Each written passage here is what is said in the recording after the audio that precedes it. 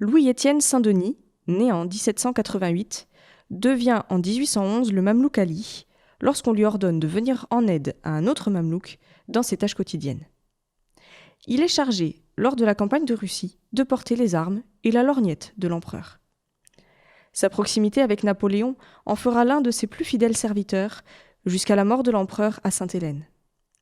Pour l'heure, Ali fait état de sa confrontation avec les froides contrées russes et laisse un témoignage très écrit de son entrée dans Moscou et de l'incendie de la ville.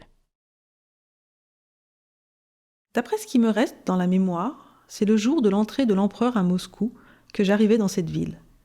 L'empereur s'était installé au Kremlin. La nuit précédente, il l'avait passé dans le faubourg de Dorogomilov. En avant de l'enceinte, à une lieue ou demi-lieue, sur un plateau élevé, il nous avait été facile de découvrir la ville, de voir les clochers en colonnes pyramidales, dont l'extrémité en forme de poire dorée est surmontée d'un croissant qui lui-même est surmonté d'une croix assujettie par des chaînettes. Il pouvait être 11h ou 11h30. Alors, il n'y avait qu'une maison qui brûlait au centre, il n'y avait pas d'autre incendie. Entrés dans la ville, nous n'aperçûmes aucun habitant, si ce n'est quelques malheureux vêtus de peau de mouton. Toutes les maisons paraissaient désertes. Ça et là, on ne voyait que des soldats de la garde, polonais ou français, qui circulaient, et plus nous approchions du Kremlin, plus ils étaient nombreux, tant dans l'infanterie que de la cavalerie, principalement des grenadiers et chasseurs à pied, et des lanciers polonais. En tournant le coin d'une rue, nous rencontrâmes un Polonais de la garde qui avait plusieurs bouteilles sous les bras et dans les mains. Il nous en offrit une, que nous acceptâmes, mais comme nous n'avions rien pour la déboucher, nous la lui rendîmes. Il cassa le goulot sur une borne et mes compagnons et moi nous bûmes à la régalade. C'était du champagne. Nous trouvâmes ce vin fort bon. Nous continuâmes notre chemin vers le Kremlin où nous entrâmes par la porte de l'ouest. Après avoir passé la porte, nous vîmes 3 ou 4 mamelouks qui étaient assis près d'un mur à gauche. C'étaient des hommes démontés qui se reposaient. Nous ne tardâmes pas d'arriver sur une espèce de place que j'appellerais la cour de l'Ouest. Nous vîmes le palais qui est un composé de divers bâtiments tenant l'ensemble et d'une architecture différente. À gauche, le long d'un bâtiment à l'orientale, est un vaste escalier qui aboutit à une cour intérieure dallée. Se prolongeant à droite, au bout de laquelle était une issue qui communiquait à l'intérieur des appartements qu'occupait l'empereur.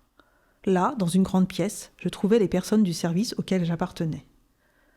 Après avoir reconnu les lieux et m'être un peu reposé, j'allais courir la ville avec Roustam. En passant par une place formant un vaste triangle isocèle au sommet duquel était une porte, que j'appellerais la cour et la porte nord du Kremlin, nous sortîmes pour aller dans la ville. En voyageant de rue en rue, nous nous trouvâmes sur une place, carré long, à galeries à arcades, où beaucoup de soldats de la garde étaient occupés les uns à enfoncer les portes, les autres à piller, emportant ce qu'ils avaient trouvé. Cette place et les rues avoisinantes présentaient le plus grand désordre. Tout ce que contenaient les maisons de transportables était mis dehors. C'était un vaste bazar d'une espèce nouvelle. Il se faisait du commerce, les uns vendaient, les autres achetaient.